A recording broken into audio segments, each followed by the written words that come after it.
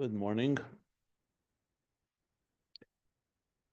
Continuing along our review on the second time that we're learning the conclusion of Ayin Beis, volume 3.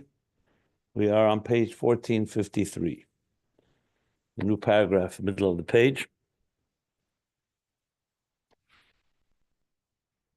And this has come to add to what we've been learning before.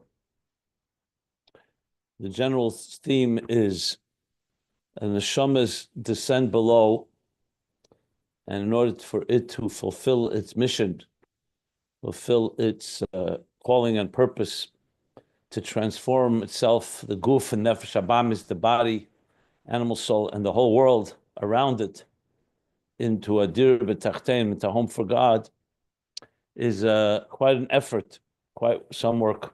So the neshama does not come unprepared. It comes with full array of resources. And we've been learning about many of them, including their mitzvah and teireh, which we're going to learn about more soon. The Einei Ha'eda, the leaders, the Sanhedrin, that are like the eyes, the supervisors, and the guides, and the Malachim. The Malachim are like the cosmic support system that support and help that Aveda Siyua. However, the Avedas of the Neshama itself, Neshama itself does the Aveda. It has support. It helps it along. Like I gave many examples for it.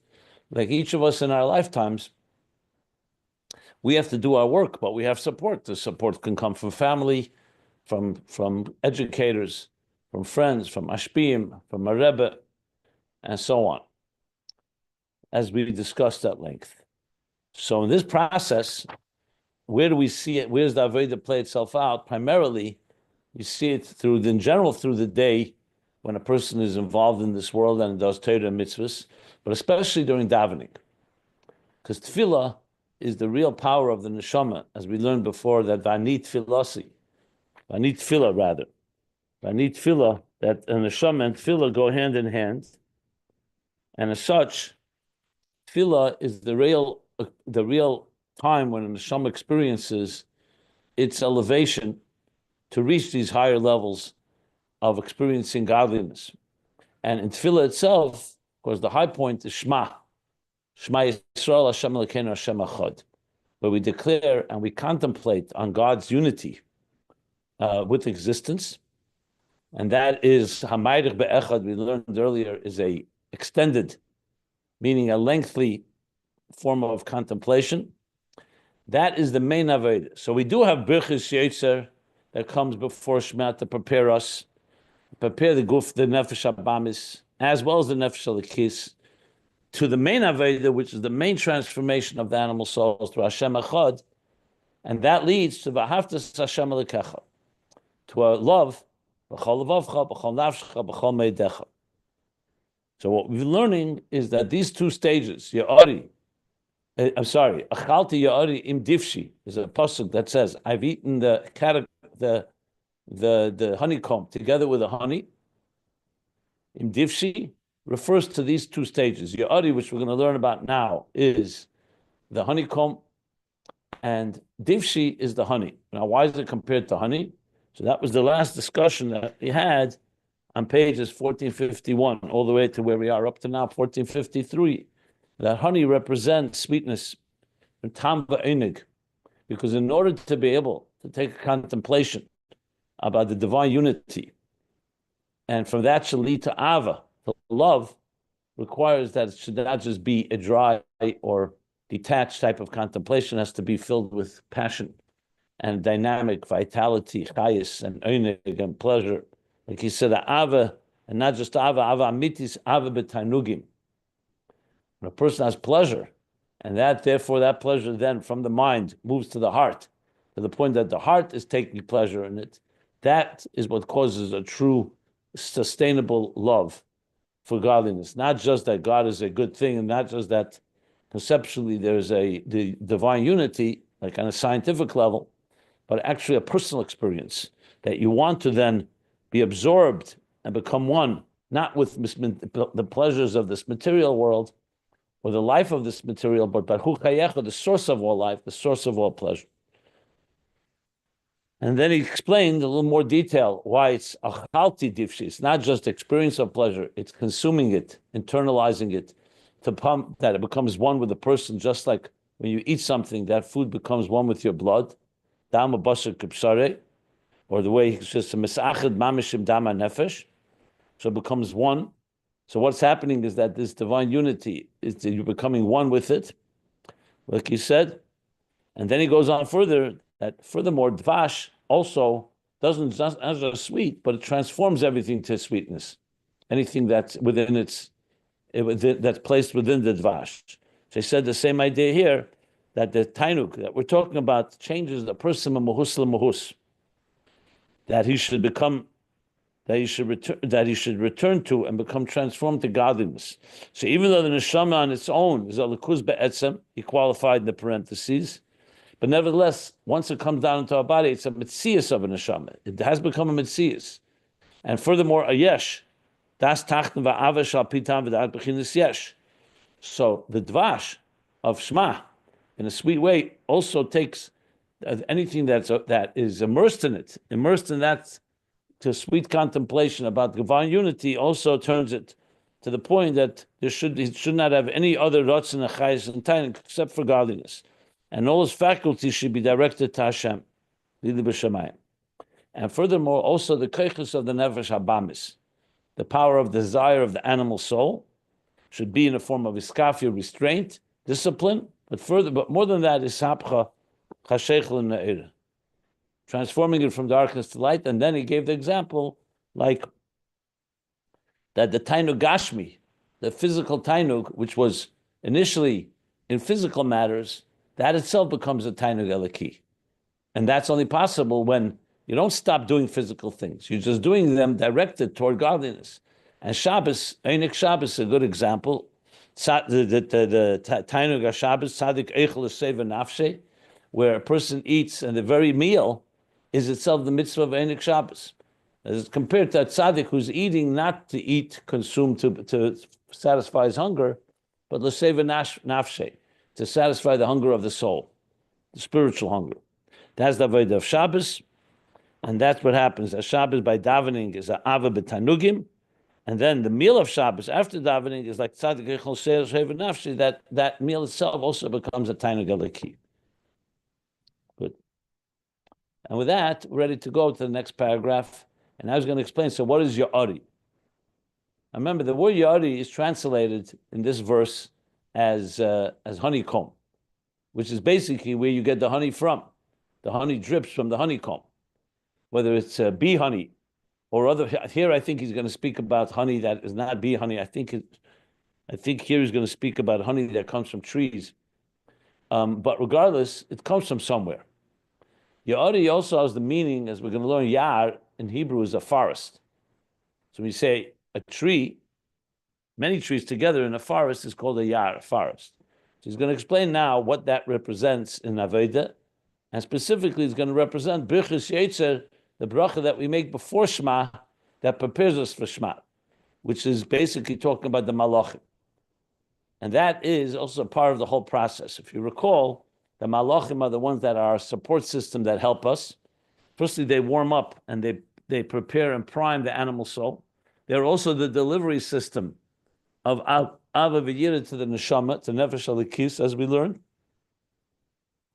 And in turn, once you come from Birchas Yotzer to Shema, then the neshama, in its contemplation and its elevation to connect to God, also elevates the malachim. Remember, Sulam Mutzav Arza, U'malach Yelakim Elim V'yerdim Bey, that the Malachi Hakim are also elevated through our Avodah Satfila. So they in turn are elevated to higher than where they would be on their own. And that's all of this process, but that we're eating not just the honey, but also the honeycomb, which is, as we learn, is Birchas Yotzer, but let's learn it inside.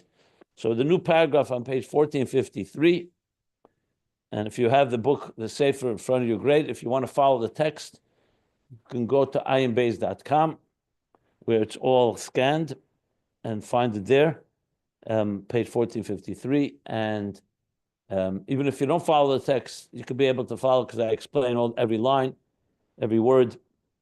So you don't feel you have to follow the text if you don't want to. Okay. So here we go. So Chachalti Ya'ari im divshi.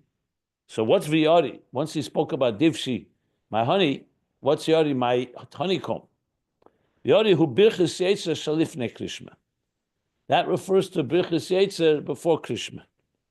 I should point out again that this whole section is all part of the Maimon Yosef Venu of the Alter Rebbe that I have already emphasized a number of times. The previous section on Divshi was only a short quote from the Alter Rebbe. Here, the next section is literally word for word from the Alter Rebbe's Maimer.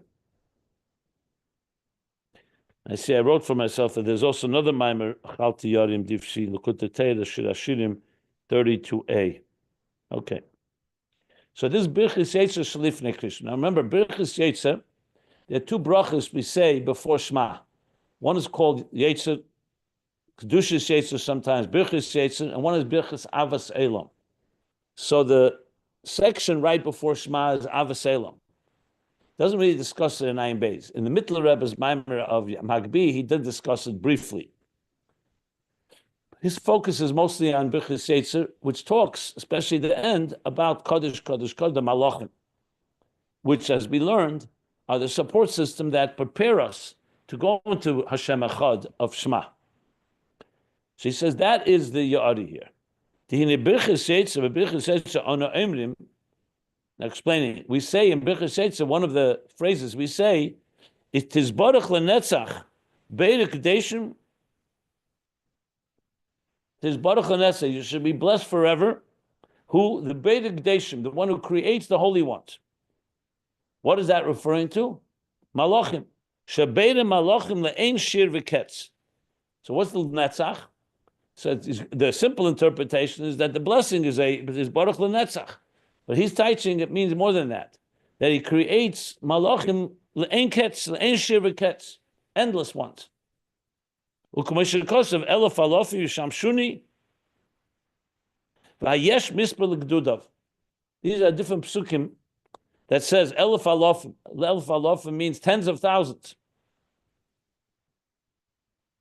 Yishamshuni. Our shamoshim are those that serve Hashem. Those are the malachim. V'hayesh misper l'gdudav. Is there a number to his gdudim are you have in the military you have many soldiers. What are they called? A group. Gdudim. A gdud is a regiment. Troops. It's not just troops. It's a group like a Regiment. No, there's another word. There's different levels, different numbers. Brigades. A brigade. Yeah, brigade is a good word. Is there another word besides brigade? Platoon. Platoons. It's basically different numbers. I think the translation is brigade, if I recall correctly. Brigades. So he says, Hayesh misper l'gdudav. Is there a number to the gdudim? It's like a wonder because he's created so many. So bottom line is, he's saying that it is Baruch Lenetzach. When we say that, we're talking about the multitude of, you can call that the support system, the multitude of you can say ministers or ambassadors or shluchim or messengers that the king has established. In this case, we're talking about the malachim. So the numbers of malachim are quite what he calls ein ketz, the ein shir v'ketz. V'kulam, and what do they do? So even though they have different functions, but as we say in Birchas Yotzer, v'kulam b'shapchim, and they all praise umafayrim, and they exalt, mafayrim for the word tiferes, beautify, umagdishim, and they sanctify, umamlichim, and they crown God as king.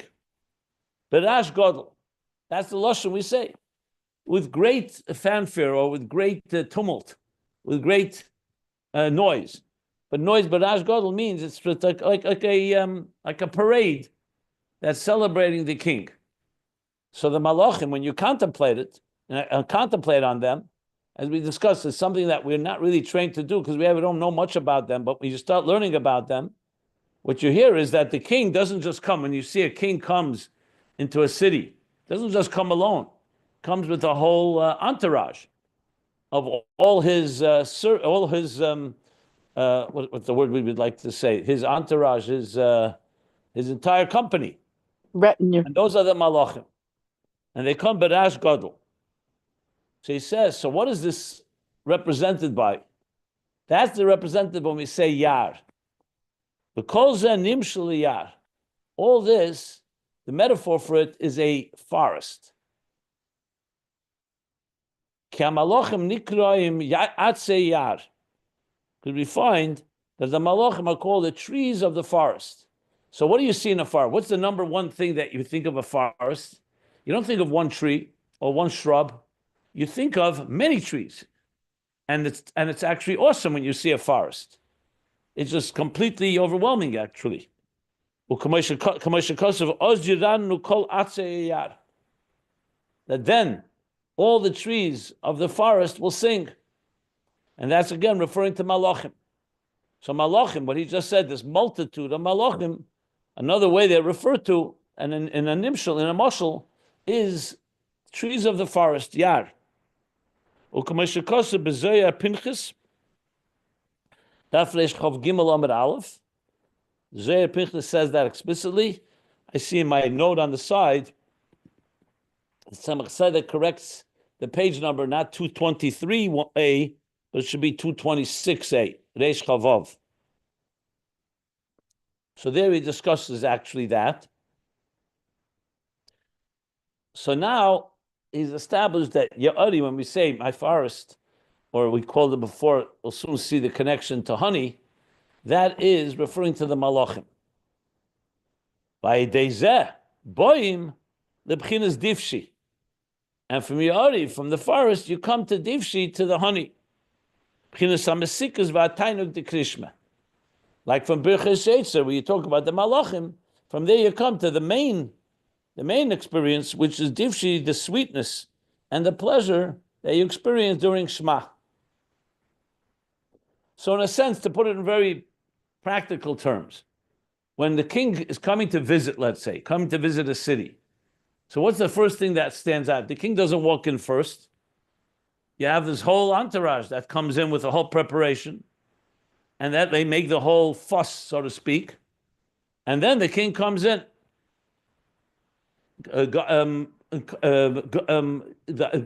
escorted by them.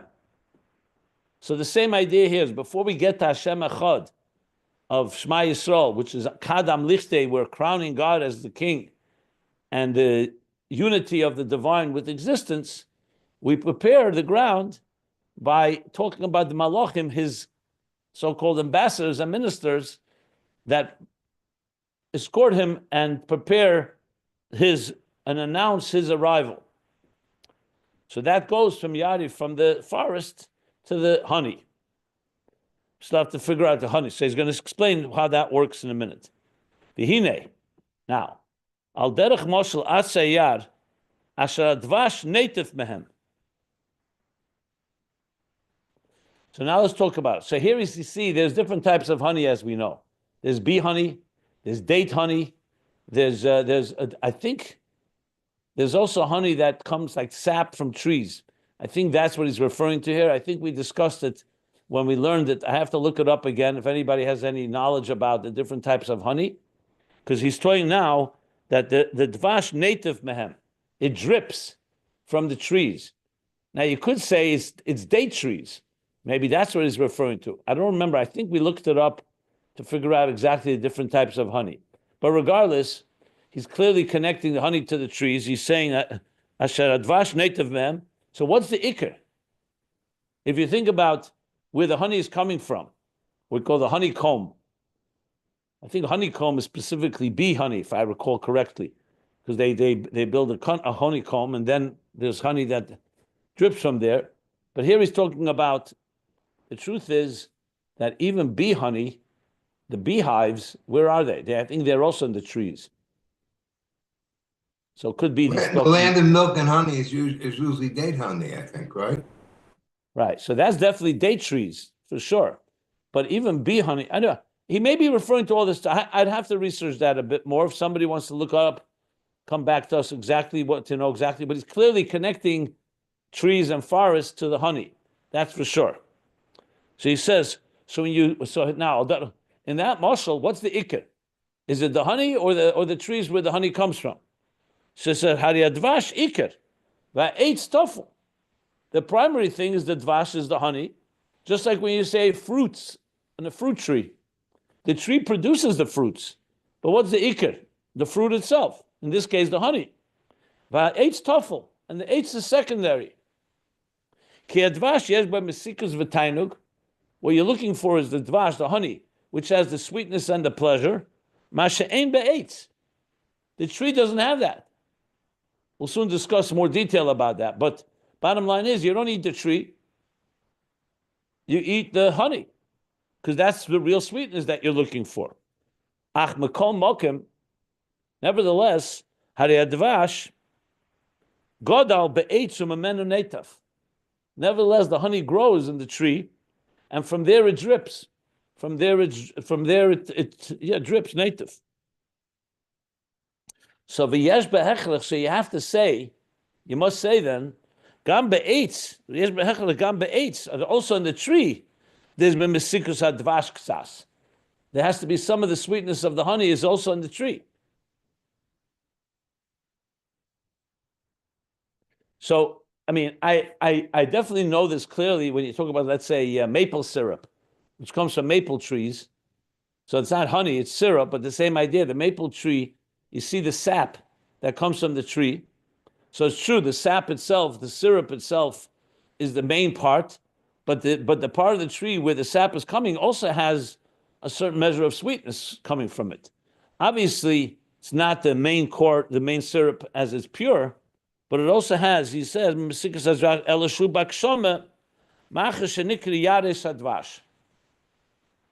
there's an expression, the forests of honey. And so even though it has some sweetness, but it's far more, we'll call it more crass. That's what he means, hakshama here. So it's not like pure honey. You want to have the honey itself, not the part of the tree that has some sweetness. Because it's called Yaris, it's called the trees of, or the forests of honey.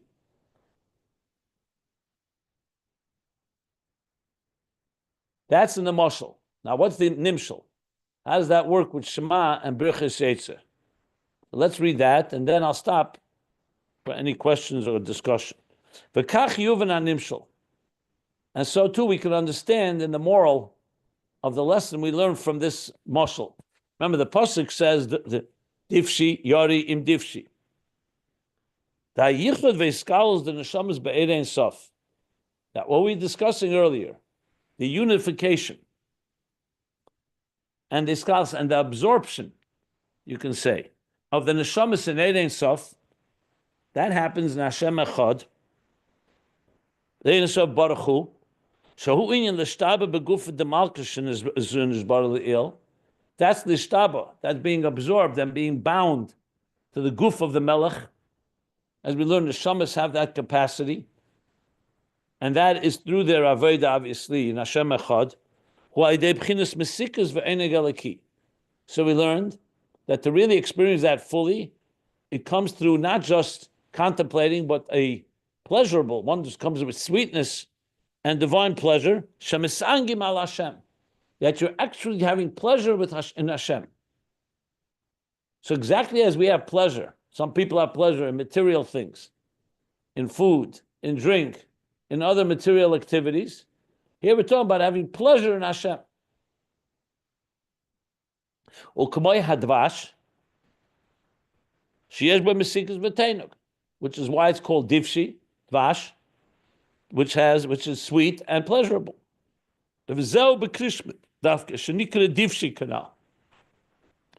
This absorption is dafke in Krishma, which is called my honey, as discussed earlier.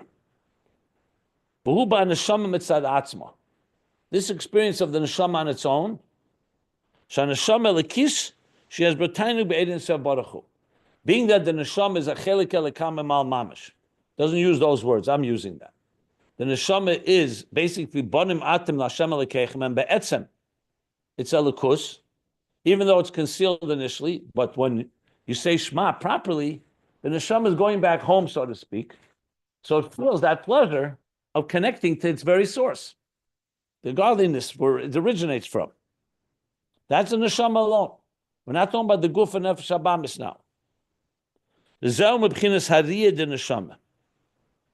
So this is very much connected to the Maimer Hamagbil Sheves from the Alter Rebbe and Mittler Rebbe that we've been learning and discussing, because he connects it also riyah of the neshama. In other words, it's not just the neshama knows about it; the neshama is experiencing. When you see something, like he says, I actually just been writing about it. This is my last contribution in the essay that I'm writing on the Shema of Ayin Beis that we just published this week. That was just published this week. I write a lot about this riyah. So it's in the form of riyah. So he says, because you do it, the ikra tainug is in riyah.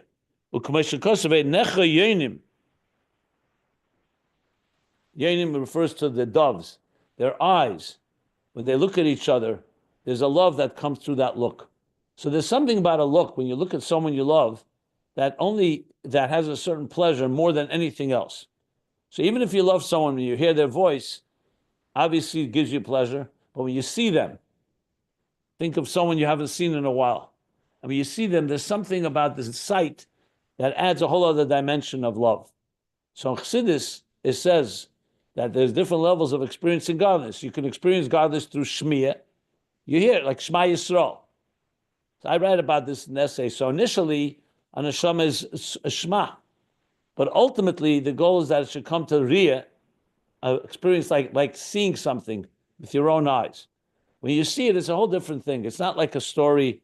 Like if someone to say, did you have pleasure at looking at a beautiful sight? Someone could describe it to you. Let's say someone describes to you a beautiful sunset or a beautiful painting. So as much as they describe it, you could perhaps so-called conjecture, or you can induce an experience of pleasure, but it's not quite like we see it with your own eyes. You see beauty with your own eyes, it's a whole different level of pleasure.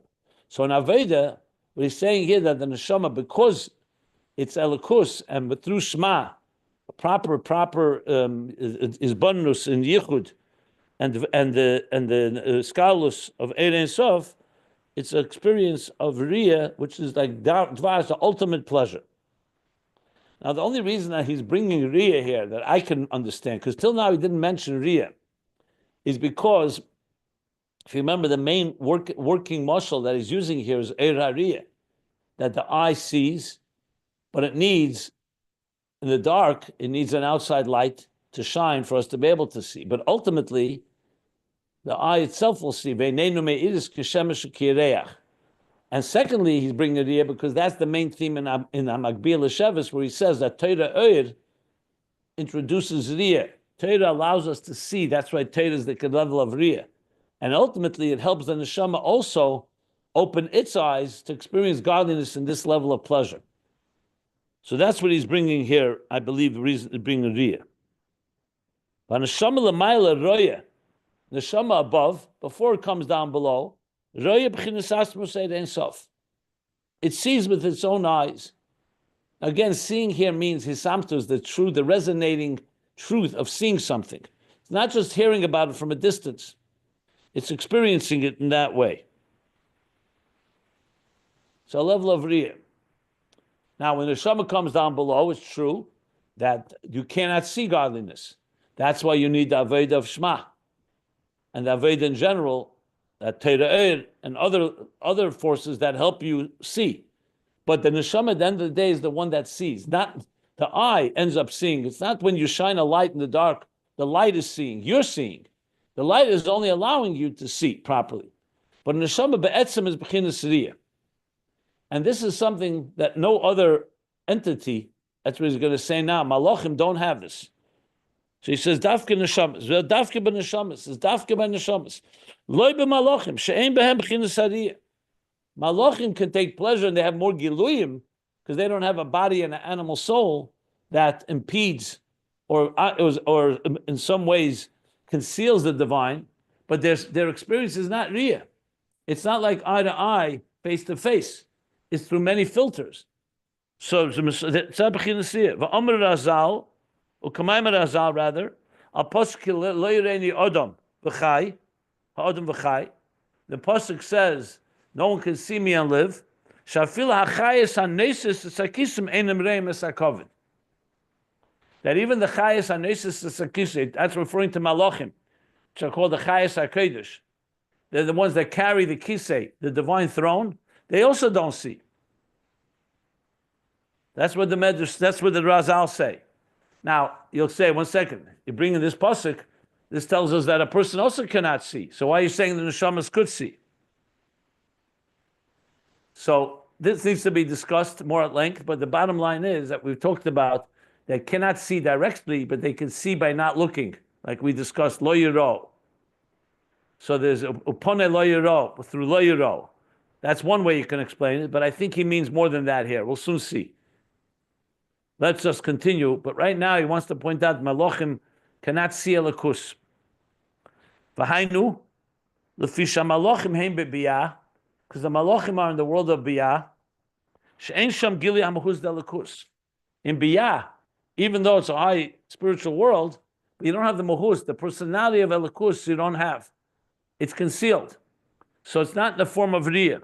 V'agam sheyesh lehem moker b'atzilus. So even though the Malachim are rooted, or I would say are sourced, have a source in Atzilus, how does they come call next page 1454? How does that come call Mashin Nesava b'Maisa B'Reishis Sheyesh LaMoker b'Atzilus? So that's like everything that's created in existence. Everything has a source in Atzilus. V'Yisavusam b'Briu b'Chinas Ischashus b'Derech Ein Arech. So yes, there's a source in Atzilus, but they don't retain the personality of Atzilus. Atzilus is revealed godliness. In Biyah, it's already not that revealed. So they do have an experience of godliness, but not in the level of Riyah. So their Savisim B'Briya is a B'chinas Ischashus. Something new is created in Bria. That's why it's called Bria. Yesh Ma'ayin. B'derech Ein Arech. There's infinite leap from Atzilus to Biyah. But Aval Anashamas, that's Malachim. But the souls, Ikar Mitziyusim U'Ba'atzilus K'mesh Kosim B'Makam Acher. Their main existence is in Atzilus, and even when they come into Biyah, and they do assume the properties of Biyah, they do get concealed, but they never lose their Atzilus Dika personality. It needs to be awakened in them. It needs to be stimulated. That's why we need all the resources and all the support. And it's actually the Malachim that help stimulate it, interestingly. But once they are stimulated, the neshamas are rooted much higher than Malachim. That's why a neshama dafka has the element of riyah belikus, the ability to see godliness like face to face directly. We still have to explain what means lo yireni adam v'chai. So b'pashtus it means adam below, not the neshamas above. That a person down below, neshama beguf, cannot see God and live. But it doesn't necessarily say a neshama above cannot see. That's b'pashtus what he's saying here. But it still needs explanation because we're talking about neshamas lamato saying Shema and reaching Hashem Echad down below. So ultimately, the answer is they could see, but the question is in what way they could see. That's what we need to discuss more. And as I said before, one explanation is given that Moshe was able to see, but not by looking, by not looking through an ultimate bittul. But for all practical purposes, he is describing here a level of riyah and elikus. And this goes back to what I said before. And this vision, it's with the neshama's own power. It's not receiving it from someone else. It's receiving light from another that illuminates the environment so the eye can see or the neshama can see. But the neshama itself is seeing. It's not a makabel in this context. Being that the neshama comes from the core of Atzilus, like we learned earlier, from the core kalim and the core energies of Atzilus, and higher. Al kain hagam shenasis b'chinas neshama, even though it came into the mitzias of neshama, like we said before, it became mitzias of neshama. One second.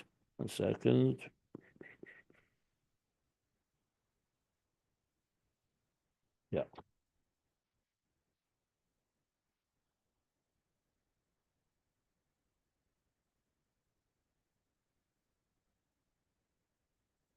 Which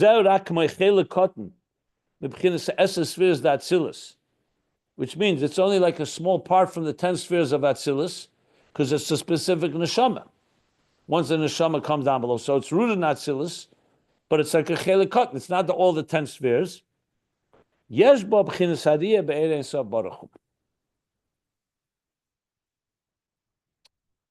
Nevertheless, it has this level of vision clarity in Ein Sof Baruch Hu. It's like knowing something that is familiar with. So just to drive this point home a little more, what this means, I'll give an example. We know it says, the Rebbe brings it often, that when by Kriyas Yamsuf, by the parting of the sea, it says the children recognize God before everyone. Heim hikiru tchila. They recognized him. Why? So the Gemara says why. Because they recognized Hashem because he was there to sustain them when they were born in the fields in Egypt, when their mothers had to hide from the Egyptians because they had decreed that they would kill every male boy that was born. So the mothers went out to the fields and they would give birth to these babies and leave them there. And it says that Hashem himself came and fed them. So it says in the Gemara, and Medrashim, that when it came to Kriyas Yamsuf, the children recognized Hashem because they saw him in those fields. When I've seen someone before, and then you see him now, there's a level of recognition that it's not just through someone telling you about someone. You saw him with your own eyes. That's why you find in Torah so much emphasis, like by Matan Torah, it says to see the sounds even. Shema Nesanira. And Kol Ha'am Royim, all the people saw. And you have a Neinu Rinu, Loi Acher, our eyes themselves saw. When you see something, it creates a level of clarity, like we say, seeing is believing, to the point it says in Halacha that a witness cannot be a judge. Ein eid nasa dayan. Why? Let's say a judge is walking down the street and he sees something happen, a good thing, a crime, whatever it may be. Can he bear witness in a trial that he's sitting on, and he's convening a trial that he is overseeing? So it says no. Why? Because once someone sees something, they can no longer be objective, and he needs to be objective arbiter. So he can listen to witnesses, eyewitnesses, but if he himself is an eyewitness, it will sway him. Because he may have seen something, and it may be right what he saw, but he doesn't know all the details. Maybe what he saw was not exactly what happened. In other words, sight has this power of resonance that's that's impossible to deny afterwards. So it says, Ein eid nasa dayan. That's the power of Riyah. He's listening to eyewitnesses, and he's listening to their testimony and to their evidence, but he's listening. Listening doesn't have quite. There he processes it and can be more objective about it. So there's something about Riyah, like he said before, that both adds a certain special tainuk, pleasure, but also a certain hisamtus. Neshamas, because they are chelik elikam imamos, they're basically bonim atem, la'Hashem elokechem, like the children in the fields, they know God personally, intimately. They didn't just hear about him. So when they see something, they recognize, that's the Hashem I'm familiar with. So what he's saying here is that malachim don't have. Other creatures don't have that level of Riyah. The Neshamas have that level of Riyah, which is more than, which is what he's saying here. Yesh ba b'chinas hariyah. Uliyas di savas haNeshamas shalakuz dat silas nasa v'nes neshama biyakaneda. And being that the creation of Neshamas as they come down below, not like other creatures. Other creatures are created in Bria. They have a root in Atzilus. but they don't retain Atzilus personality, but neshamas do. So even when they come as a neshama in biyakane, the alkein kol neshama gam lamata, that's where every soul also below, yesh ba b'chinas hariyah belikus, has this level, the ability to see God, to vision, a visionary capacity in godliness. Listakla b'yikara de malka. Another expression, listakla, comes from the word istaklus, means to gaze upon the beauty of the king. It's like seeing the king himself in his full glory. Ubezeu atainug, and this is the difshi, the honey that he's talking about. This is the pleasure shal neshama of the soul shemisaneges al Hashem. So when a person says Shema Yisrael, Hashem Elokeinu, Hashem Echad, like he explains in the Maimorim that the Shmiya of Shema becomes like a Riyah, what happens is he's like recognizing God. That's what he's doing through this contemplation. And therefore he gets pleasure in a God, umisiachedes, and unites with him, umiskalelas, and gets absorbed, belakus, and godliness, b'chinas ava b'tanugim, a love of pleasures, like you said earlier. That's in the level of ava. U'kamoy came b'chinas hasaga primis be'erein sof, baruch hu. We learned also in hasaga primis, a deep inner contemplation of Ein Sof Baruch Hu, the Eich Hashem Echad Kanal, how God is one, the only true reality. Yesh b'zeh tainug neshama, there's a pleasure of the neshama. Shezeu sibus ha'ava primis b'chinas hiskalus v'sardus mamish, like we learned before. That asaga, when it's contemplated properly and internally and with all the depth, that is the cause for the inner love that's absorbed, the absorption and unity with Elokus.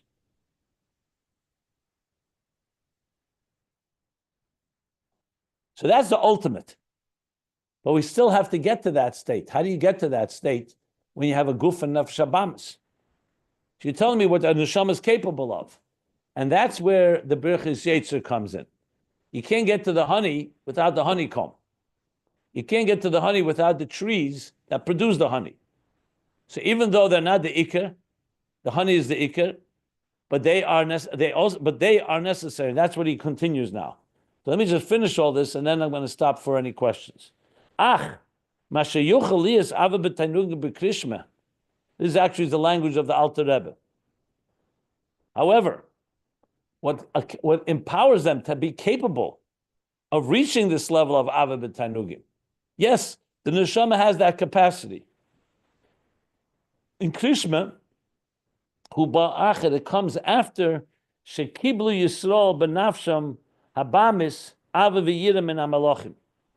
That's after that Yisrael receives in their animal soul ava v'yira from the malachim. So malachim prepare the ground for this. So though they're a lower level, but they prepare the ground. It's like, think of a child. Even though a child prodigy, or a child in general, is going to be able to master and become a tremendous Talmid Chacham scholar, still needs a teacher at a young age to train him and educate him, even though he will surpass his teacher. So the Malachim serve like that role. They prepare the ground, as we learned earlier. And so too, the neshamas, as they come down below, when the neshama comes down below, it manifests and is tailored according to the senses of the body. The soul works through the body once it comes down below. It retains its neshama personality, but has now manifested itself inside of a body. It first needs siyua, support from the malachim, as was explained earlier, shenikroim atzayar. These malachim that are called the trees of the forest. And through that, you draw out the honey, which is the sweetness of Shema. So in other words, the honey is coming from somewhere. To get to that level of sweetness, you need the trees, like you can say the king's entourage, that prepares the ground for that. About that, okay, stop right there. And that's the Yori im Divshi. But he still has to explain, why do we eat? It says, Achalti Yori im Divshi. I eat the honeycomb, or the honey from the trees, with the honey. So he's going to explain that in a moment. Let's just read on, and then again we'll stop after I finish. Valkain, yesh aliyah lamalachim al yedei Yisrael, and that's why there's also the reverse. The malachim support and help prepare the ground for the neshamas to experience this deep sweetness of riyah that they themselves don't have even. But then comes aliyah, the malachim receive al yedei Yisrael. As a result, or as caused by the sweetness of the great love of Tanugim, of pleasure, Shema, Gama Malachim Misalim v'nechlolim begufet de Malka. Also, the Malachim are elevated and absorbed in the body of the king. Al derech moshla eitzim shebiyar, like for example, the trees in the forest, shemehem native hadvash, from which the honey drips, shenechel gama eitz mipnei mesikus hadvash. That also the tree with the honey, you can also eat part of the tree that where the honey is dripping from. Like we said before, it has some sweetness. So this honey, the sweetness of the honey, has also affected the tree, which in the nimshal means that the avodah of the mesikus of the neshama and Shema, which follows the preparation of the malachim, it also returns back and makes the tree also sweet, which means it also elevates the malachim to a higher level. And that's the meaning of the verse, I have eaten the tree or the forest or the honeycomb with the honey, the bishvil divshi achalti gam yari.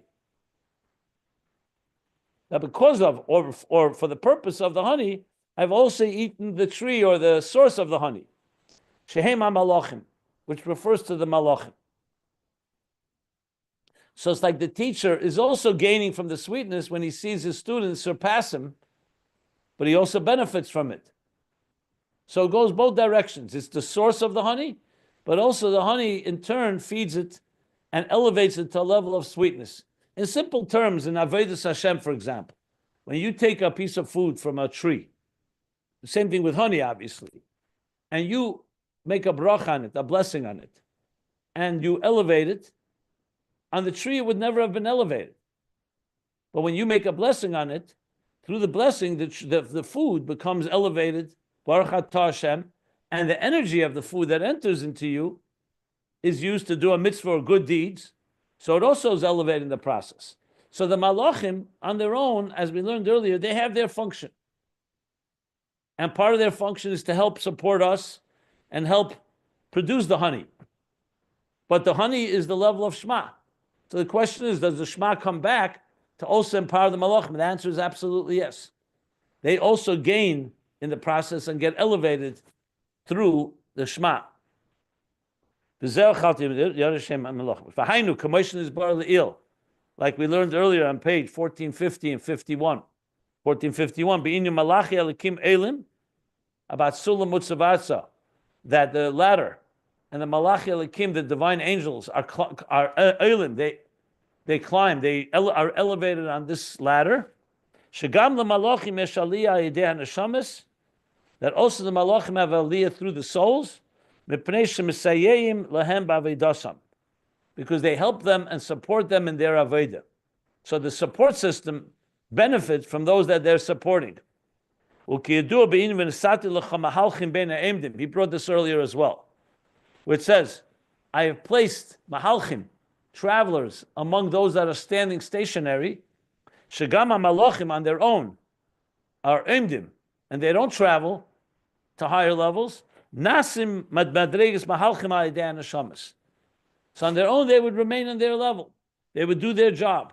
But through the neshamas, they become mahalchim as well.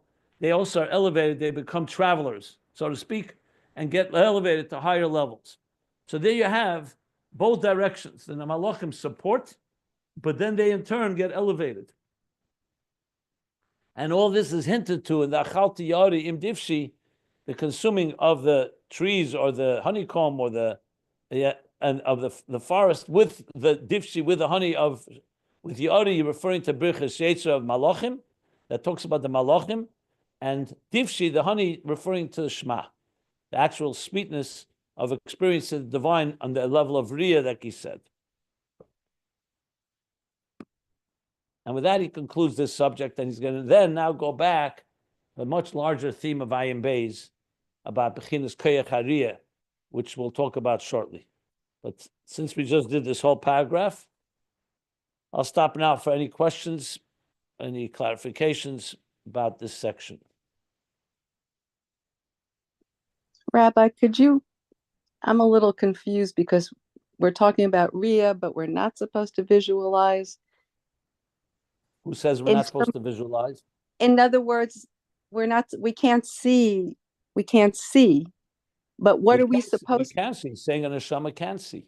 But what are we supposed, I guess my question is, when you're doing the Shema, what are you supposed to be visualizing? I mean, godliness. Godliness. That's why you learn Chassidus. That's why it's a long contemplation to visualize. How do you, it's visualizing the divine energy within all of existence as well as you can. Every one of us at their level. Some of us visualize it on a lower level, some on a higher level. But can you speak a little bit about and maybe this is just obvious and I don't understand it, but the honey itself is the pleasure that you take in doing that, right? Or is it's also assisting. The more you can visualize, the sweeter it is. Like he said, when you see someone you love, you have more pleasure than when you don't see them. So you can think about God as a concept, but the goal is ultimately to be able to visualize godliness to some extent. Every person at their level, you have to just think of it, whatever you're able to do. Look, can you visualize your soul? If you learn enough about a soul, the problem is, of course, that we are people of the body. We are material human beings. So we see things through the eyes of our physical flesh, of flesh and blood. So the challenge, I would say, for most people is first to start weakening the hold of materialism. Most people, what there is reality for them is what they see with their physical eyes. You see a table, but the table is made up of elements, which are made up of molecules, which are made up of atoms and subatomic particles. Your body, you don't see your soul, you see your body. But you know that what gives life to your body is your soul. The problem is we are so accustomed to the physical, the spiritual is very novel to us. He's talking here, obviously, on all levels. So each person has to find, as I said in previous classes, where they stand in this regard. I would say most people will find it very difficult to visualize the spirit because they don't relate to it. They relate to physicality. So you begin step by step. Even if you can't reach a level of visualization, so at least contemplate on it.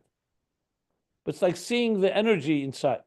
Look, when two people communicate, so what kind of level of communication they usually have? Is it shallow, superficial? They talk about the weather, talk about sports, talk about money.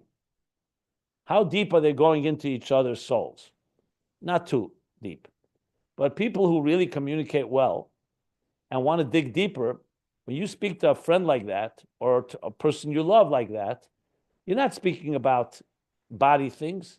You're starting to see and experience their soul. Two souls that are communicating to the point that that's far more real than all the shallow surface level conversations people have. To the point that you could say that's the real experience. Now, if you can come to visualizing that in a real way, making it real, then you're coming to a point where the material world becomes more distant and the spiritual world. So the fact is, I think that if you give it some thought, souls communicate with each other. Bodies don't really communicate with each other. They're just vehicles. Two bodies without a soul can't speak. They are lifeless. So the life within us is the main thing, but we're not accustomed to that. We're accustomed to, that's why it's called klipa. We look at the shell, the hand, the glove, not the hand inside the glove. But imagine if you could start thinking about the hand inside the glove. So initially it's invisible to us, but the more you contemplate, the more you relate to it, the more you realize that that is the true reality, like you said here, the more you sight that the hand is much more the real visualization of the reality, of the true reality, than the glove, which is only a garment. Some more words in explaining it. I thank you. I think what you said about the soul-to-soul communication is very helpful. Thank you. Rabbi Jacobs, and I have a question with the mashal of the tree and the fruit. That right now, obviously, the ikar is the fruit, and the tree and the sap and all that. I understood all that concept, but can you tie that in la'atid la'avo when it says that the tree is going to taste just like the fruit? Does that mean that at that point, basically, the Yehuda, Ilah, and Tata are one and the same, right? With the same mashal, right? I don't know if I would say that. I'd have to see if that says in my Morim. I'm not sure if you could say that. You're quoting from somewhere. Did you see that somewhere? I did, but I can't remember where. That's what I'm trying to try to get. I would have to look it up. I would have to see it inside to see if you can connect it to what he's saying here. First of all, the statement that the trees will taste like the fruit.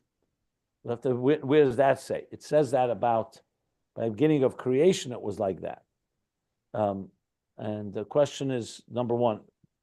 Number two is that all fruits and all trees, and then the level of it. So I'd have to see inside. If you can show me a source that I can look up, or well, if I have some time, I'll research it. But I want to see it inside before I comment on that.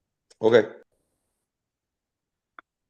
Rabbi, when you said that the babies could see the God, and it's not just the see, they could experience because they knew him by experience. It's empirical mind. It's not the soul. It's the Gashmias could understand and see. See is comprehend with Gashmias, no? The expression there is they recognized him, but because they saw him, experience. Yes. Experience with a body, not only. Yes, I can understand right now. We can only. If a great person walked into the room right now, if you had seen him, let's say a few years ago, you'd recognize him. If you didn't, you won't recognize him. That's why you'll find one person says, I know who you are. I recognize you because I've seen you before. So that was what I was trying to explain, that there's a certain recognition of something that one's experienced. Now, what does seeing mean? I'll just add one more thing to what I said before, which may be helpful. If you show, I'll use a business example, investment example. If you show somebody a graph of numbers, let's say different market trends. So what's the difference between a trained person, a real master, and someone that's a novice that doesn't? They both look at the same graph. They look at the same statistics. One person will see a pattern, the expert, and the other won't see anything. But the same thing, there's certain times you look at something and it's just one big blob of details. But then there are people that can look. Today you have those, those images that are embedded in other images. So you actually use the word that they see something that others don't see because they trained and they have the experience. So seeing, there's a physical seeing with your physical eye, but seeing is also perceiving. Like you say, Chacham Einav Bereshe. A wise person, his eyes are in his head. Or Ezu Chacham Haroyes Haneilid. Who is the wise person? The one that sees the birthing. He sees the results. He sees the consequences. One person can look at behavior and may not see where that's going to lead. Another person says, oh, this is very bad. They say, what do you see? He's able to see and discern from the details where this is leading, or it's very good for that matter. I should have used a positive example.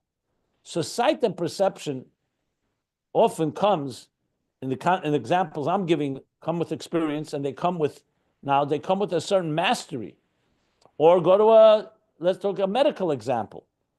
Two people can look at, I remember someone telling me they had terrible back pain. They didn't know what it was. They went to many doctors, and nobody could diagnose it till someone suggested a very, very specialist. They said that really, like someone that just has a tremendous experience, and they went to this doctor, and in seconds, he diagnosed it. Because now, what did he see that they didn't see? He saw something. He saw from the symptoms, and due to his vast experience, he was able to see through so-called the smoke screens, if you wish. Same thing psychologically. One person sees the symptoms, another one sees the root of the problem. I can tell you, in counseling people, you're always looking what is behind the scenes, not what people say. The problem may seem so and so, when you start digging deeper, you realize it's a much different problem than what it appears to be. So you're seeing something that others don't see. Scientists, this is essentially all knowledge really is a level of coming to a point to start seeing things that others don't see. So you have to keep Riyah in that context. Now, will we actually see a lakus like we see this table? That's another discussion which I don't want to go into right here. But he is saying that neshamas, because they're like they're the children, so to speak, of God, so they have an ability to recognize and perceive it in ways that others who are other creations don't experience it. And I gave some examples.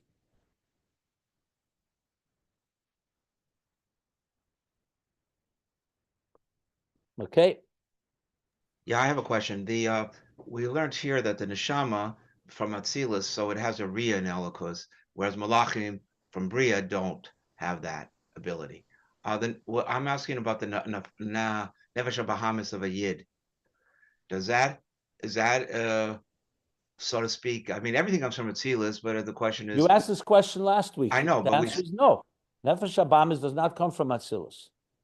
So then two questions result from that. One is then when we say B'chol Levavcha, Tu Yetzerecha, so we're sort of like our the soul that the godly soul that sees God and is able to relate to it on a level of Riyah is taking along his adopted brother, so to speak, or whatever, the Nefesh Bahamis that is a much lower level that can't actually see it, and he's schlepping him along to have a unity with God that only the Nefesh Elokis is able to achieve, but the Nefesh Bahamis, since it's not only from Bria, cannot. But the Nefesh Bahamis experiences it through the eyes of the Nefesh Bahamis. So the ultimate yichud alone is not the tachlis of yichud, because the Nefesh Bahamis isn't able to reach the level the Nefesh Elokis is of the same Jew, of the Jew, within him. Who says everything? And why don't you ask another question? If Moshe Rabbeinu will see godliness, Mashiach comes, will you see the same level of godliness as Moshe Rabbeinu? No, but I'm talking about within one person. No, I'm saying so this diversity is not a problem. Within us, we also have levels. We have Chachma, Bina, Das. Okay. So we have a Nefesh L'kis, a Nefesh Bahamis, we have Nefesh Ruach, Neshama Chai, Yechida. Each one, through their level, will see, or experience, we'll put it that way. They don't have to become one. They just have to be directed toward godliness. But then second question, okay. But but that's number one. Okay. The unity that will happen in the future is not going to annihilate diversity, including the different levels. Like, for example, will there be an Atzilus, Bri, Yitzira, Asiyah, Asilave, or everything is just one? I mentioned often the pasuk, Kulam lo yalamdu eidish Yisraelu. A person will not teach another. Ki kulam yedu esi. Everyone will know me. Lemiktanam v'agdelam. From a cotton to a gadol. So there will be cotton and gadol in people, and also within each other, within ourselves. That's number one. If you're talking about a state where there will be no more Yetzer Hara, remember it says Hashem will eliminate the Yetzer Hara and it'll be completely transformed. That's another story. You're talking about the Nefesh Habamis as it is today, right? Well, that was my second question, because we say L'si Lavo, the There's neshama different mezumin stages. mina guf. So- And so so- therefore the So goof. but let's start one stage at a time. You're talking about now, or you're talking about La'aseh Love? Well, my question was if the Nefesh Bahamas is from this lower level, Bein Aroch, from Bria, then how is it that in L'si Lavo is going to retain a higher level than Nefesh Elokis, where it's So going first to of all, let's nourish just the talk. Nefesh But Elokis? today you understand the how it works.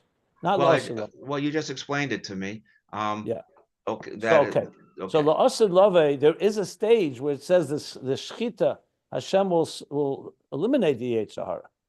So then there's no Nefesh Habamis altogether. Well, I mean, you'll have a goof. You're talking about a guf or Nefesh Habamis now. Well, you'll have a vitalizing soul. You'll have. But you won't have a Nefesh Habamis as we understand it as a force that's driven for its own self-interest. No, you mean the Yetzer Hara. The Yetzer Hara will be. Yetzer Hara is part of the Nefesh Habamis. Right. But you'll still have a Nefesh Bahamas, but the Yetzer Hara No, part what's of it will that? be Who killed. says you'll have a Nefesh Habamis? Maybe you won't. You have a guf, yes. Well, I thought Well, the whole Nefesh idea was Habamis, as I define it, is a nefesh that's driven like a behemoth for its own needs. So if you want to say that Nefesh Habamis will no longer be driven by its own needs only toward godliness, that answer is yes. That's correct. and it's going to be higher because it's going No, to. it says the guf, it says neshama nezunis min haguf. It doesn't say neshama nezunis min nefesh habamis.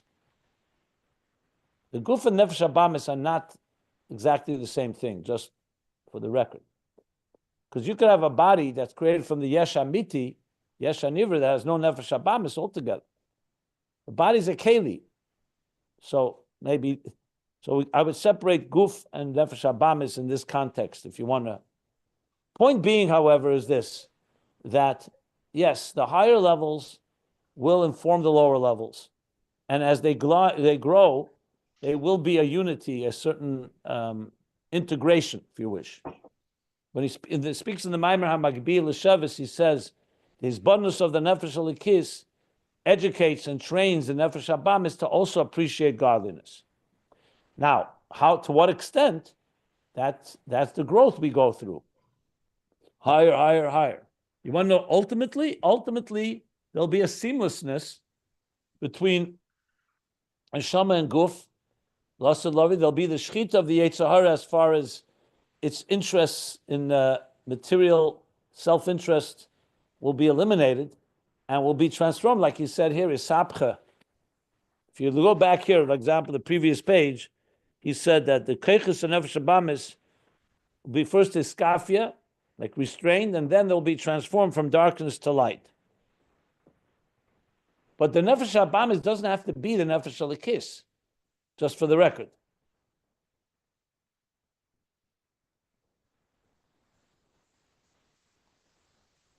But it could be completely aligned to godliness. As a matter of fact, he even said that it's dafka the Nefesh Habamis that brings the Nefesh Elikis to higher levels than it would ever be on its own. Keep that in mind as well.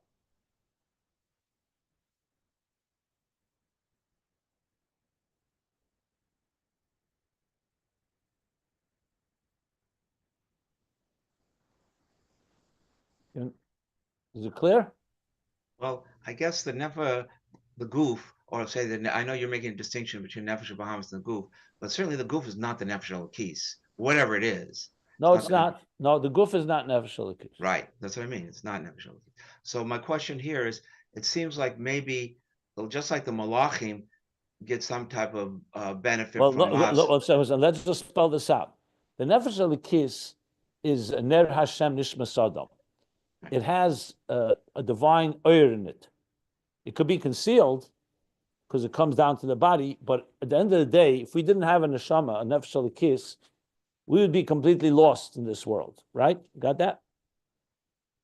The guf, on the other hand, on its own, has absolutely no direction. It's like a ship without a captain. It has, its very etzem etzias comes from atzmos. but that doesn't have any giluyim. It has no direction at all. It's like it's completely blind and deaf for all practical purposes. So think of it like a keli that's empty. Once a neshama comes into the nefesh elikis, teaches the guf, and for that matter, nefesh shabamis. But let's talk about the guf, to use it as a vehicle for godliness. So you have hands, use them to give tzedakah. You have a brain, use it to learn Torah. You have emotions, use it to love God. So then the guf, because the guf was created from the yesh amiti, whereas the nefesh elikis has more gilui in it, so the guf, ultimately, when the neshama reveals in it its koyach atzmi, it has something to give back to the neshama, which is what we talked before about, the neshama nezunis min haguf. Only, obviously, once the guf has been refined and understands its role. That's one thing that, I don't know if that's what you're referring to. That's one concept here. Another concept is that how will the neshama and guf work l'osid lave? The neshama will still have what to give because it's revealing godliness. Just like Torah will have a role to play, even though neshama is higher than Torah, but Torah will always have a role because it's Hashem's chachma, it's Hashem's ratzon. So you have to see each piece is contributing. It's not a contest who's going to win. They're all part of God's plan, like Oris and Kalim, or Gilui and Helam, or Seder Shtalshlus and Atzmus and Giluyim. They all need to work together. So there are things that one is stronger than the other, and then there's what this could, like in a way, like we learned here, Malachim on one hand, they support the Neshamas, but on the other hand, the Neshamas are much higher than them. And then the Neshamas elevate them. So you have to just figure out the role each one is playing. Today, it's very clear the Neshama has to guide the body. There's no other way. But once the body's been refined, the body will give back more than it has received. So I'm just contextualizing it. Yes, I see that point.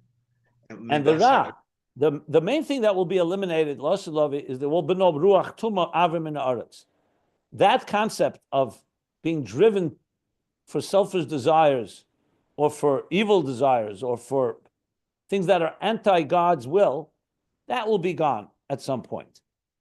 And then the difference will be, is it the Oris, is it the Kalim, is it the Etzem, is it the Gilui? Is that making more sense?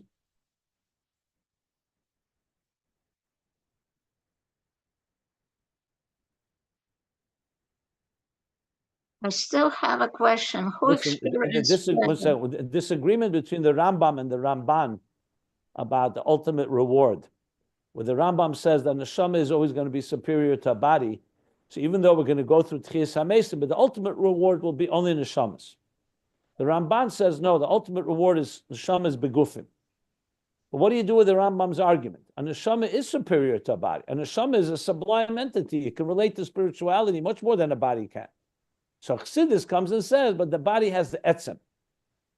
It's true, it doesn't have the sublime qualities of Atzilus, but it has the etzem. It teaches you about Atzmus, the yesh amiti she'en le'ila v'siba acheres shekod meloi, chaz v'shalom. There's no cause.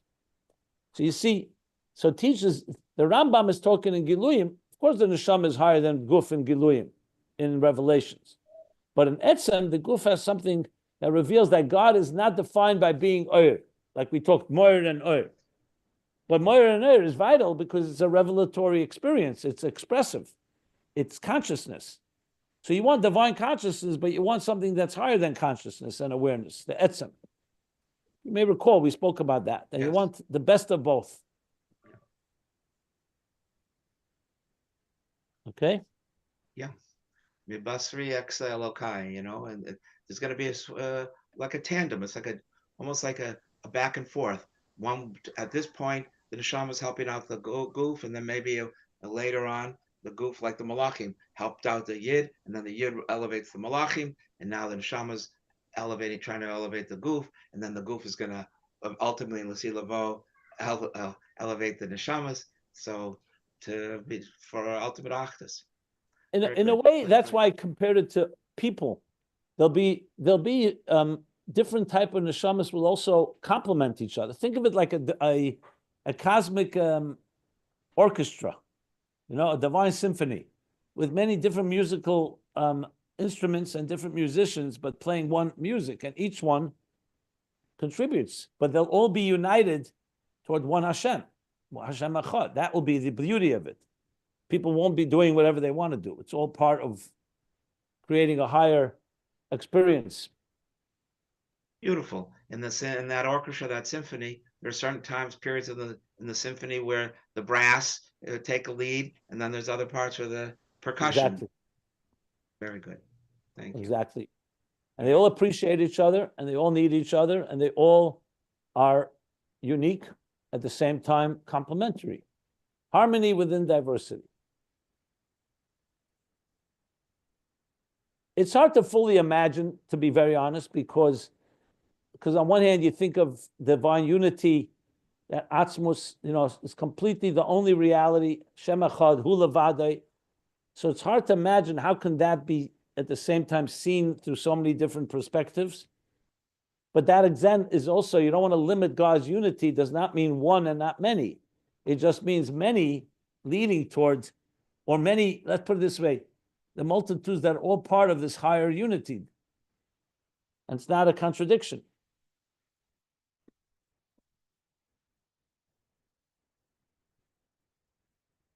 Yeah, go ahead. Take it away. Anybody else wants to say something?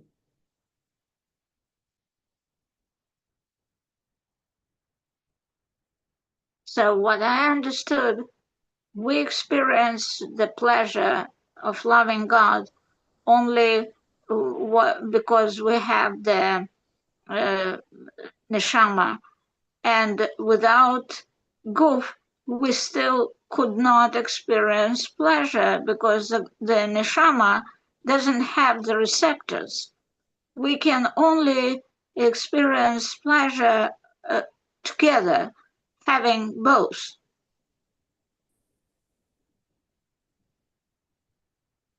I'm not sure what you're saying. What are you saying? He says here, neshama coming from the divine has the capacity to experience true sweetness and pleasure and godliness. I'm not sure what are you saying? Sweetness means some kind of sensors. The sweetness. I don't know about that. Sweetness here, he defined as pleasure, that you have a dynamic vitality. You're not just doing something in a dry way, but with sweetness, with pleasure, with passion. That's how he explains it here. What he calls ava b'tanugim, a love with tremendous amount of pleasure. And therefore, it's like basically you're enjoying God, not just knowing God. And this is where our neshama and guf are coming together. First of all, he doesn't talk about the guf here. He's talking about the neshama. But yeah, the person is saying Shema. It's a soul inside of a body. And it's not bodily pleasure. It's divine pleasure that is affecting the person. Okay.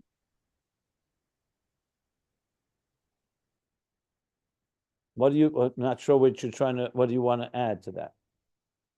No, I try to understand what does Ria means for us right now.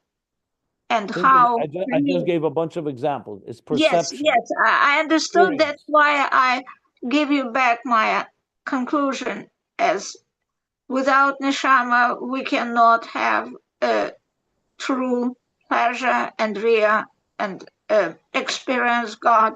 Without guf, we also cannot do it. Yeah, but that's not what he's talking about here. He's not discussing that here.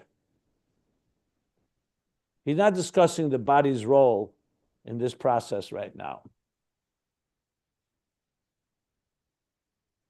Is the body part of it? Yes, the answer is yes. That's what Eliezer was speaking about. The animal soul, the body, they're part of it, they're experiencing it.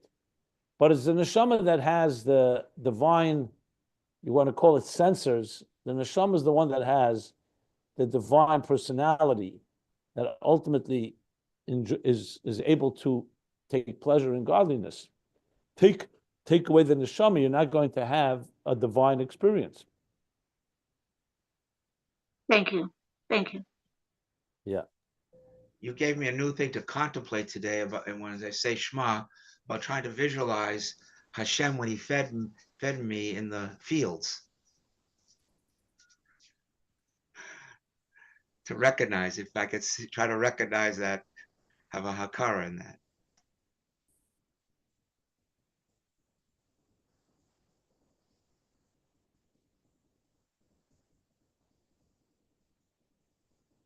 Yeah, good. I'm glad. Like, this is deep stuff, and I'm not suggesting that it's easy to fully. I'm also trying to understand it, dissect it properly. Right now, whatever I explained is based on what I've read and understand. I want to read it again and again, to be honest, to fully. This whole diffshi with the honey, the sweet.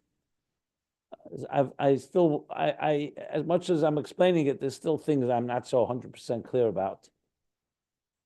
But there's a lot of aspects to this, and it's also a little dense. The Rebbe Rashab doesn't spell everything out, but he definitely hints to many different things.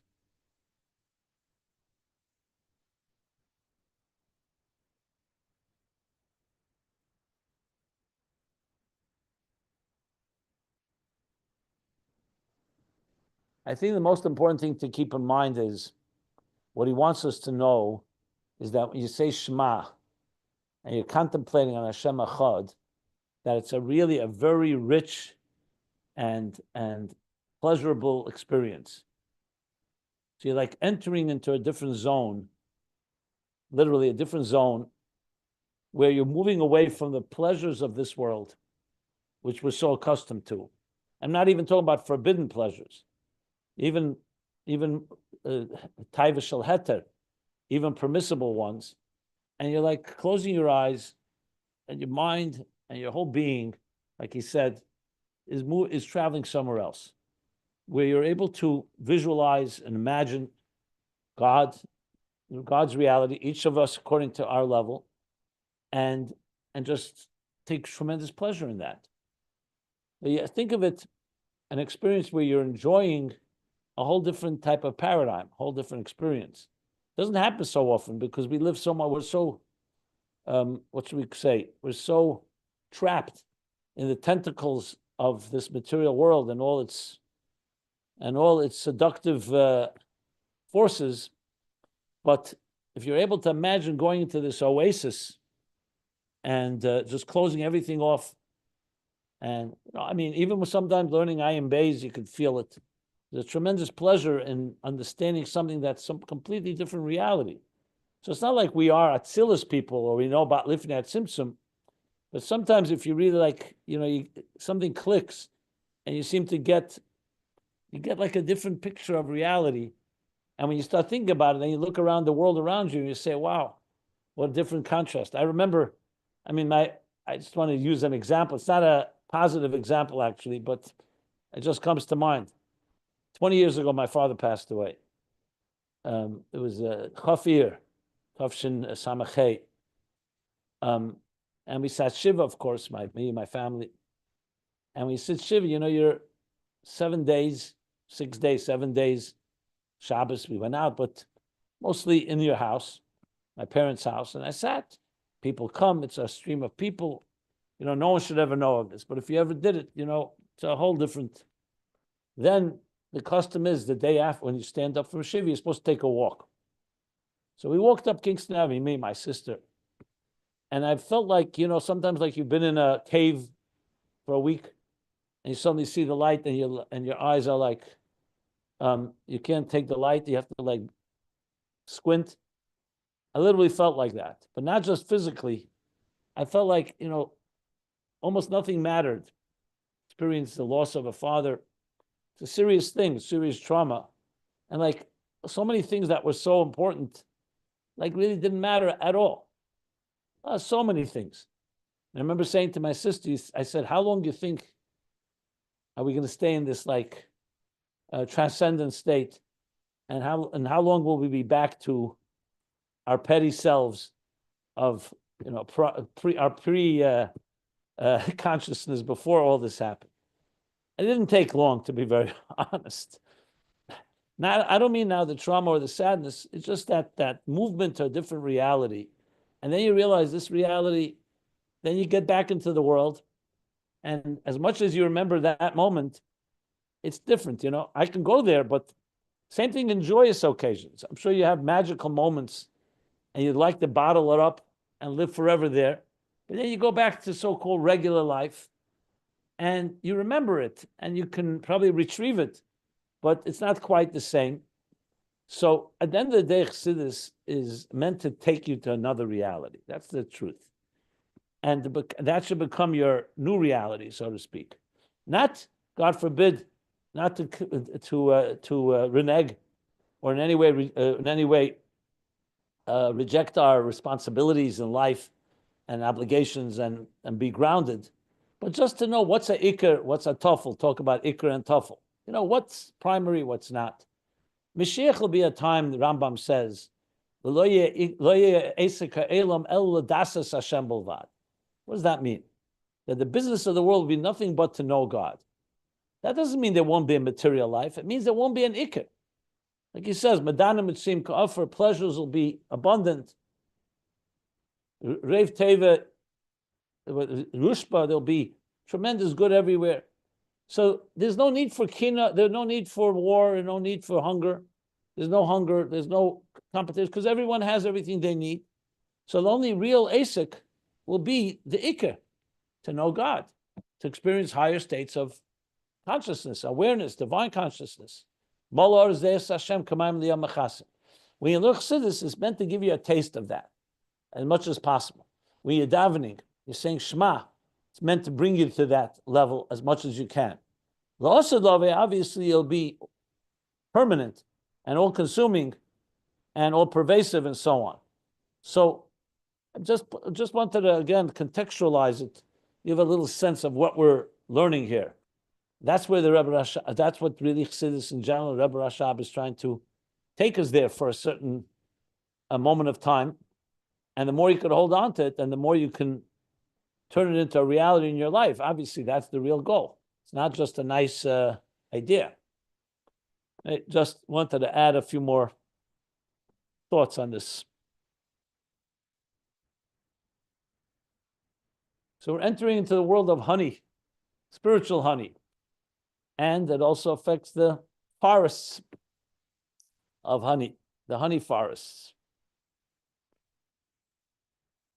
If I could just add that over all the years that I've been learning Ayin Beis with you, Rabbi, I've had many times when after a class, I come home and I say, I can't go to work. I don't want to go to work. I want to stay in this reality of what you're teaching. Yeah. I mean, I could tell you Fabrings of the Rebbe and or Simchas Torahs or Yom Kippur's or Shoshanas was very similar. I mean, you could understand why the Meraglim didn't want to leave the Anani HaKavod, why they didn't want to go into a land that consumes it. They didn't want to go back to Wall Street, Yeah.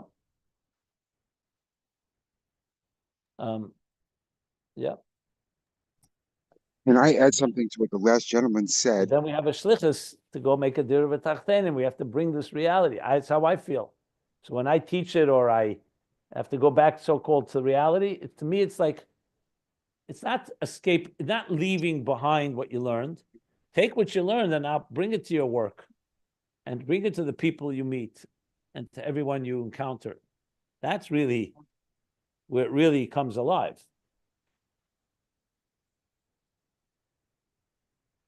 Be honest, every time I give a talk or I teach or classes online, whatever, I'm always attempting to my best of my ability to give people a taste of this higher reality, one way or another, whatever the topic may be, to try to bring myself and bring anyone that's like listening to that place, but in a way that they can really feel, oh, wow, I feel like a fish in water. This is my real reality, and I want to now bring it back to my life, so to speak.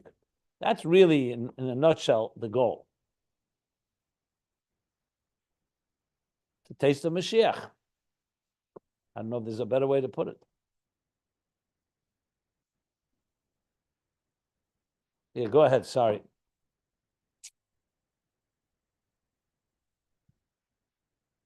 Someone wanted to say someone. We began speaking. I don't know who it was. Was it Rick? No, it's Harold. Oh, I just okay. want to add, the other gentleman said that after he hears these great Hasidus classes, then he doesn't want to go to work. And I just want to add, I feel that way all the time, even when I'm not hearing the Hasidus class. But Kavachaimer if we hear it. So just saying. Thank you. Yeah, but I don't want to be blamed for people who are quitting their jobs.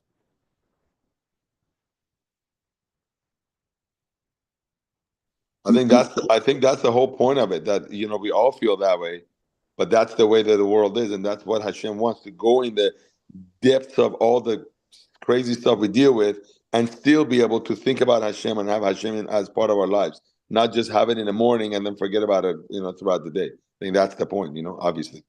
And Rabbi, I promise I'll never blame you, but maybe you should begin the class with a disclaimer, just saying. I got it. I understand. I meant that jokingly. I understand. I'm not. Beautiful. Okay, And we'll stop here. Maybe you should include a nigun in your class, like you did with the monks, Lahavdil. That famous story. I actually feel very often to do that, but it's definitely the best way to tie it all together. Sum it up. A nigun can express something that the words words can never express.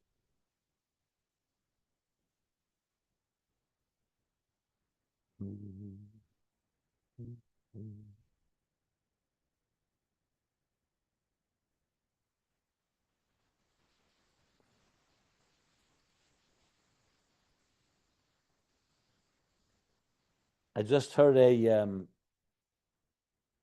video, audio of a Farbrengen. I'm not sure what year it was. Purim Farbrengen, I think, early years. So they're singing Stav Yapitu, a beautiful song. It's one of the songs the Rebbe taught. But the one clip that it's in Ukrainian, Russian, Ukrainian. A few words in Hebrew and then a few words in Yiddish. There's one clip, the Yiddish words that the Rebbe really encouraged them to keep going higher and higher.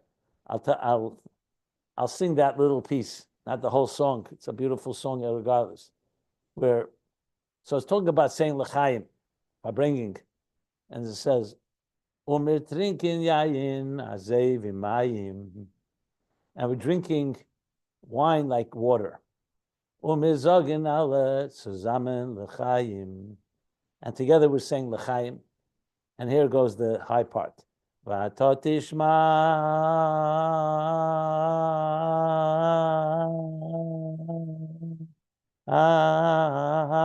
min hashamayim, and you are listening from heaven. So they all rhyme, the mayim, the l'chaim, and the shamayim. But the Rebbe encouraged that, what I just did several times, a little more than that, like almost for a minute, I think. So it was a very powerful piece.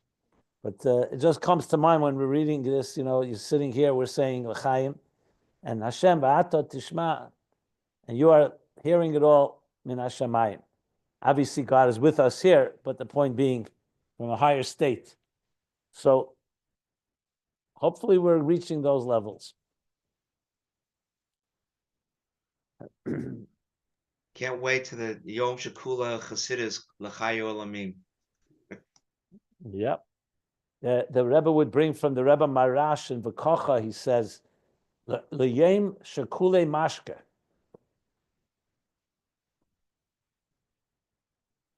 A day when there'll be all mashke. Mashke as in Mala Aretz Deis Hashem Kamayim Le'em Echas.